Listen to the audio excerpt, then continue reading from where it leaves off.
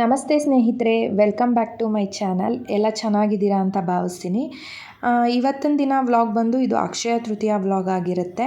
ಹಾಗಾಗಿ ನಾನಿವತ್ತು ಸ್ವಲ್ಪ ಬೇಗನೆ ಎದ್ದೆ, ಅಂದರೆ ಒಂದು 4 ಗಂಟೆಗೆಲ್ಲ ಎದ್ದು ಮನೆಯಲ್ಲಿ ಪೂಜೆನ ಮುಗಿಸ್ಕೊಳ್ಳೋಣ ಅಂತ ಅಂದ್ಕೊಂಡೆ.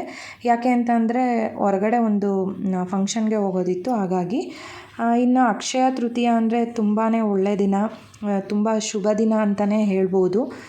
ತುಂಬಾ ಶುಭವಾದ ದಿನ ಅಂತಲೂ ಸಹ ಹೇಳ್ತಾರೆ. ಇವತ್ತಿನ ದಿನ ಒಳ್ಳೊಳ್ಳೆ ಶುಭ ಕಾರ್ಯಗಳನ್ನ ಮಾಡ್ತಾರೆ ಅಂತ ಏನಂದರೆ ಮನೆ ಆಲುಕ್ಸೋದಾಗಿರ್ಬೋದು, ಅಥವಾ ಒಂದು ಗೃಹ ಪ್ರವೇಶ ಆಗಿರ್ಬೋದು, ಮದುವೆ ಆಗಿರ್ಬೋದು, ಏನಾದರೂ ಬಿಸ್ನೆಸ್ ಮಾಡೋದಿದ್ದರೆ ಈ ಒಂದು ದಿನನ ಆಯ್ಕೆ ಮಾಡ್ಕೊತಾರೆ. ಯಾಕೆಂದರೆ ತುಂಬ ವಿಶೇಷವಾದಂಥ ದಿನ ಅಂತಲೇ ಹೇಳ್ಬೋದು. ಯಾಕೆ ವಿಶೇಷವಾದ ದಿನ ಅಂತಾರೆ ಅಂತಂದರೆ, ಅಕ್ಷಯ ಅಂದರೆ ಅದು ಹೆಚ್ಚುತ್ತೆ ಅನ್ನೋ ಒಂದು ಅರ್ಥನ ಕೊಡುತ್ತೆ. ಆ ದಿನ ನಾವು ಏನೇ ಕೆಲಸ ಮಾಡಿದ್ರೂ ಅದು ಅಭಿವೃದ್ಧಿ ಆಗುತ್ತೆ ಅನ್ನೋ ಒಂದು ನಂಬಿಕೆ ಇದೆ. ಹಾಗಾಗಿ ಅಕ್ಷಯ ತೃತೀಯ ದಿನ ಒಳ್ಳೆಯ ಕೆಲಸಗಳನ್ನ ಮಾಡಬೇಕು ಅಂತಲೇ ಹೇಳ್ತಾರೆ. ಯಾಕೆ ಆ ಥರ ಹೇಳ್ತಾರೆ ಅಂತಂದರೆ, ಶ್ರೀ ಕೃಷ್ಣ ಪರಮಾತ್ಮ ಅಕ್ಷಯ ಪಾತ್ರೆಯನ್ನು ಯುಧಿಷ್ಠಿರನಿಗೆ ಕೊಟ್ಟಂಥ ದಿನ ಅಂತಲೂ ಸಹ ಹೇಳ್ತಾರೆ. ಮತ್ತಿನ್ನು ಮಹರ್ಷಿ ವೇದವ್ಯಾಸರು ಮಹಾಭಾರತನ ಬರೆಯೋದಕ್ಕೆ ಕೂತಂಥ ದಿನ ಅಂತಲೂ ಸಹ ಹೇಳ್ತಾರೆ.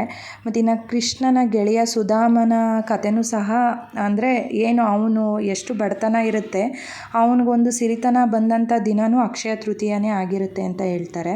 ಹಾಗಾಗಿ ತುಂಬಾ ಒಳ್ಳೆಯ ದಿನ. ಈ ದಿನ ಚಿನ್ನ ಬೆಳ್ಳಿ ಖರೀದಿ ಮಾಡಿದ್ರೆ ಅದು ಅಭಿವೃದ್ಧಿ ಆಗುತ್ತೆ ಅಂತಲೂ ಸಹ ಹೇಳ್ತಾರೆ. ಹಾಗಾಗಿ ತುಂಬ ವಿಶೇಷ ಇದೆ ಅಕ್ಷಯ ತೃತೀಯ ದಿನ. ಪ್ರತಿಯೊಬ್ಬರು ಮನೆಯಲ್ಲಿ ತುಂಬ ವಿಶೇಷವಾಗಿ ಪೂಜೆನ ಮಾಡ್ತಾರೆ, ಮಾಡಿ ಪೂಜೆ ಮಾಡ್ತಾರೆ. ಅಂದರೆ ಇವತ್ತಿನ ದಿನ ಅಕ್ಷಯ ಮಡಿಕೆನ ಪ್ರಾರಂಭ ಮಾಡಿದ್ರೆ ಅದು ಇನ್ನು 1 ವರ್ಷ ಅಕ್ಷಯ ಮಡಿಕೆನ ತೆಗೆಯೋದಿಲ್ಲ, ಆ ರೀತಿ ಪೂಜೆನ ಮಾಡ್ತಾರೆ. ಅದು ತುಂಬಾ ಒಳ್ಳೆಯದು ಅಕ್ಷಯ ಮಡಿಕೆನ ಇಟ್ಟು ಪೂಜೆ ಮಾಡೋದು. ಬಟ್ ನಾನು ಯಾವತ್ತೂ ನಡೆಸಿಲ್ಲ, ಬಟ್ ಅದು ಮಾಡಬೇಕು ಅನ್ನೋದಿದೆ, ಬಟ್ ಮಾಡಿಲ್ಲ. ನೋಡೋಣ, ಮುಂದೊಂದು ದಿನ ಮಾಡ್ತೀನಿ. ಬಟ್ ಚಿನ್ನ ಬೆಳ್ಳಿನೇ ಖರೀದಿ ಮಾಡಬೇಕು ಅನ್ನೋದು ಏನೂ ಇಲ್ಲ. ಅಂದರೆ ಮಾಡ್ಬೋದು, ಒಳ್ಳೆಯದು. ಬಟ್ ನಾನು ಇದುವರೆಗೂ ಮುಂಚೆ 1 ಸಲ 2 ಸಲ ಏನೋ ಅಕ್ಷಯ ತೃತೀಯ ದಿನ ತೊಗೊಂಡಿದ್ದೀನಿ.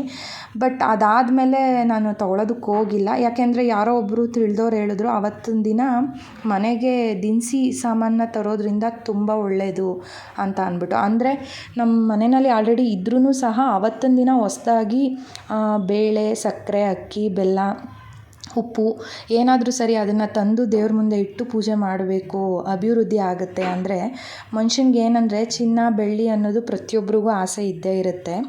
ಬಟ್ ಅದು ಆಸೆ ಅಷ್ಟೇ. ದವಸ ಧಾನ್ಯ ಅನ್ನೋದು ಮನುಷ್ಯನಿಗೆ, ಪ್ರತಿಯೊಬ್ಬ ಮನುಷ್ಯನಿಗೂ ಅದು ಅವಶ್ಯಕ.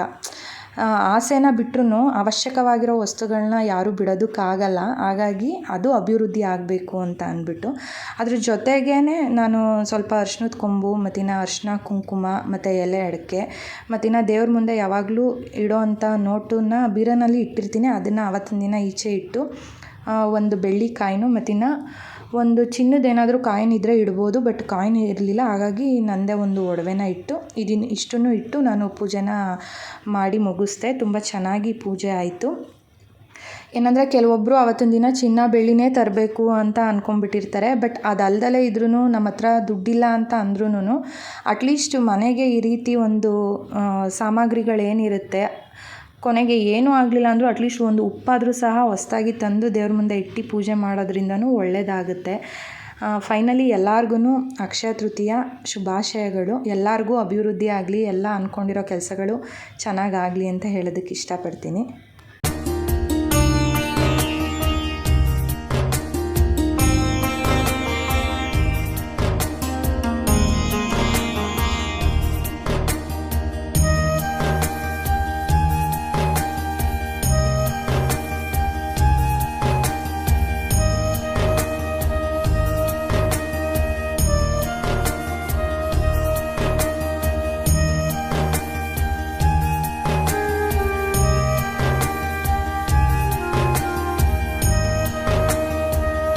ಫೈನಲಿ ಮನೆಯಲ್ಲಿ ಪೂಜೆ ಎಲ್ಲ ತುಂಬಾ ಚೆನ್ನಾಗಾಯಿತು.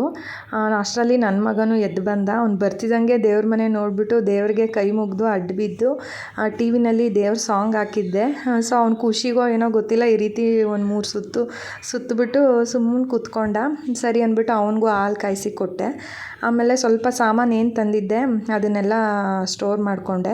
ಆ್ಯಕ್ಚುಲಿ ಬೆಳಗ್ಗೆ ಅವತ್ತಿನ ದಿನವೇ ತರಬೇಕು ಸಾಮಾನು ಅಂತ ನಾನು ಏನು ಹೇಳಿದೆ, ನಮ್ಮನೆ ಹತ್ರ ಹೋದಾಗ ಒಂದು 2-3 ಅಂಗಡಿ ಓಪನ್ ಇರುತ್ತೆ, ಬಟ್ ಅವತ್ತೇನೋ ತೆಗ್ದೇ ಇರಲಿಲ್ಲ. ಸೊ ಹಂಗಾಗಿ ಸ್ವಲ್ಪ ದೂರನೇ ಹೋಗಿ ತೊಗೊಬಂದಿದ್ದಾಯಿತು. ಅದೊಂದು ಸ್ವಲ್ಪ ಲೇಟಾಗೋಯಿತು. ಸೊ ಹಂಗಾಗಿ ಇವತ್ತು ಒಂದು ಫಂಕ್ಷನ್ಗೆ ಬೇರೆ ಹೋಗೋದಿತ್ತು. ಅಂದರೆ ನಮ್ಮ ಹಸ್ಬೆಂಡ್ ಅವರ ಆಫೀಸ್ ಬಾಸ್ದು ಮನೆ ಗೃಹ ಪ್ರವೇಶ ಇತ್ತು. ಸೊ ಹಂಗಾಗಿ ಬೇಗನೆ ಎಲ್ಲ ಕೆಲಸ ಮುಗಿಸ್ಬಿಟ್ಟು ಹೋಗ್ಬಿಡೋಣ ಅಂತ ಅಂದ್ಕೊಂಡು, ಕೆಲಸ ಅಂತ ಏನೂ ಇರಲಿಲ್ಲ. ಯಾಕೆಂದರೆ ಪೂಜೆ ಬೇಗ ಆಗೋಗ್ಬಿಟ್ರೆ ಅರ್ಧ ಕೆಲಸ ಆದಂಗೆನೇ ಟಿಫನ್ ಒಂದು ಮಾಡ್ಕೊಬೇಕಿತ್ತು. ಹಾಗಾಗಿ ಟಿಫನ್ನ ಮಾಡಿಕೊಂಡು ಹುಡುಗರೆಲ್ಲ ರೆಡಿಯಾಗಿ ನಾವು ಫಂಕ್ಷನ್ಗೆ ಹೋಗೋಣ ಅಂತ ಅಂದ್ಕೊಂಡ್ವಿ. ಇನ್ನು ನನ್ನ ಮಗ ಬೇಗ ಎದ್ದಿದ್ದರಿಂದ ನಾನು ಎಲ್ಲಿ ಓಡಾಡಿದ್ರು ನನ್ನ ಹಿಂದೆನೇ ಓಡಾಡ್ತಿರ್ತಾನೆ. ಅವನ್ನ ಎತ್ಕೊಬೇಕು. ಸೊ ಹಂಗಾಗಿ ಎತ್ಕೊಂಡು ಕೂತ್ಕೊಂಡ್ರೆ ಕೆಲಸಗಳಾಗಲ್ಲ ಅಂದ್ಬಿಟ್ಟು ಸ್ವಲ್ಪ ಟಿಫನ್ ಮಾಡೋವರೆಗೂ ಅವನ್ನ ಅಡುಗೆ ಮನೆಯಲ್ಲೇ ಕೂತಿದ್ದ. ಅವನು ಕ್ಯಾಮ್ರಾ ನೋಡ್ತಿದ್ದ. ಕ್ಯಾಮ್ರಾ ನೋಡ್ಬಿಟ್ಟು ಬಾಯ್ ಮಾಡೋದು ಏನೇನೋ ಮಾತಾಡ್ತಾ ಇದ್ದ. ಒಟ್ನಲ್ಲಿ ಅವನ್ನ ಕೂರಿಸ್ಕೊಂಡು ಕೆಲಸಗಳನ್ನೆಲ್ಲ ಮುಗಿಸ್ಕೊಂಡೆ. ಇನ್ನು ಗೃಹ ಪ್ರವೇಶಕ್ಕೆ ಹೋಗೋದಿತ್ತಲ್ವ, ಹಂಗಾಗಿ ಎಲ್ಲ ಬೇಗ ಅಂದರೆ ನನ್ನ ಮಗಳು ನಮ್ಮ ಮನೆಯವರೆಲ್ಲ ಸ್ವಲ್ಪ ರೆಡಿ ಆದರು ಬೇಗನೆ.